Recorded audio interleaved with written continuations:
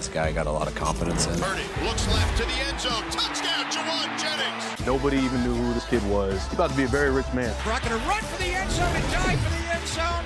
Touchdown! I know he's capable of getting the Niners Super Bowl in the future. Looking forward to having him as their quarterback for a long time. Mr. Irrelevant no more. He got his payday and earned every penny. Since Brock Purdy became the starter in Week 14 of the 2022 season, he has the third best total QBR in the league, trailing only the last two MVP winners, Josh Allen and Lamar Jackson. 2022 MVP Patrick Mahomes ranks fourth, followed by Joe Burrow, who led the league in yards and touchdowns in 2024. So, Peter, you see those numbers from Brock Purdy since taking that starting spot. What would be your message to people still questioning this contract? Well, I would first compliment not only Brock Purdy, but the agent. This is a great deal. $55 million average per year in new money through the first 3 years. That's 62% of the total contract. Rolling guarantees through 2029 of $181 million guaranteed.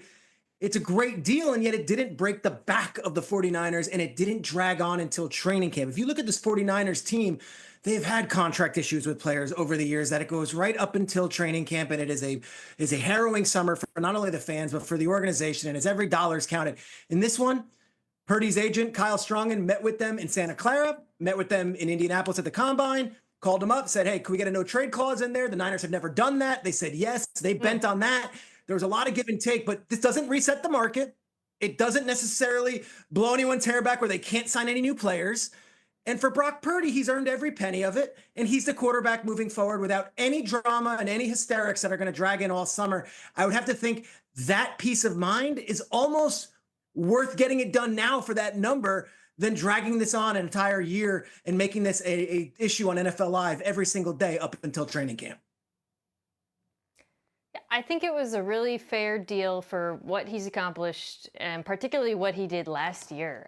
This is a 49ers offense that lost their number one wide receiver, Brandon Ayuk, for much of the season. Their number one running back, Christian McCaffrey, for much of the season. Trent Williams, their stalwart left tackle, missed close to half of the season, frankly, by the end of it.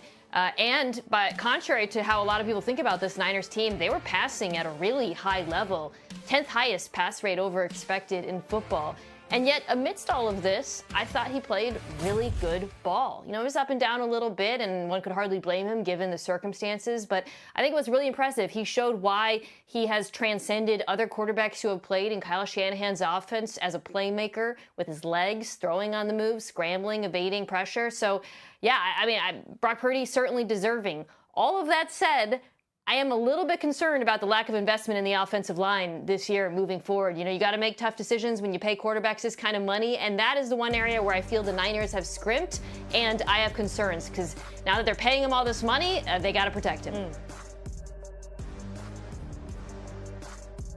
Look, I think when you look at this, I think there's this hesitation sometimes when guys come into the league as not early round picks and they produce at a high level.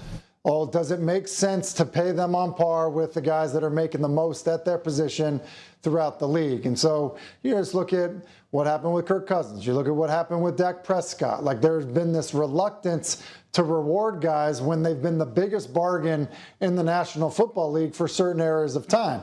That's been Brock Purdy. And so when you look at what happened with Washington, they'd have been better served investing in Kirk Cousins. You look at the Dallas Cowboys, they would have been better served to reward Dak Prescott when everyone in the league knew that he could play rather than dragging it out. And I think for the 49ers to look at it, go, yeah, like, this is a lot of money. To Peter's point, when you talk about $55 million, when talking to average per year, especially over the first 3 years, but at the same time, like 4 years from now, 5 years from now, if Purdy's playing at the level that he showed he can play at, it's going to be a bargain. Like, that's what happens with these deals, rather than waiting and making him, play on a franchise tag and then be in a situation where he is breaking their back, on his contract. Yeah, again, congratulations to Brock Purdy. Incredibly well earned by him. And it's worth pointing out, I hear Mina's concerns about the O-line. We may not be talking enough about the 49ers' chances, though, because according to our metrics at ESPN right now, after the schedule release,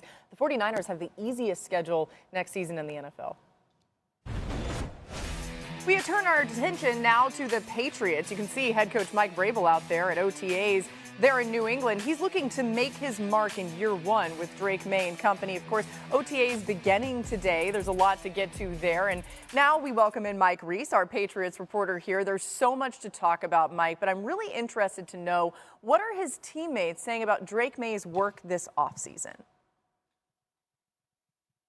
So the long answer short, they're seeing more of a leader.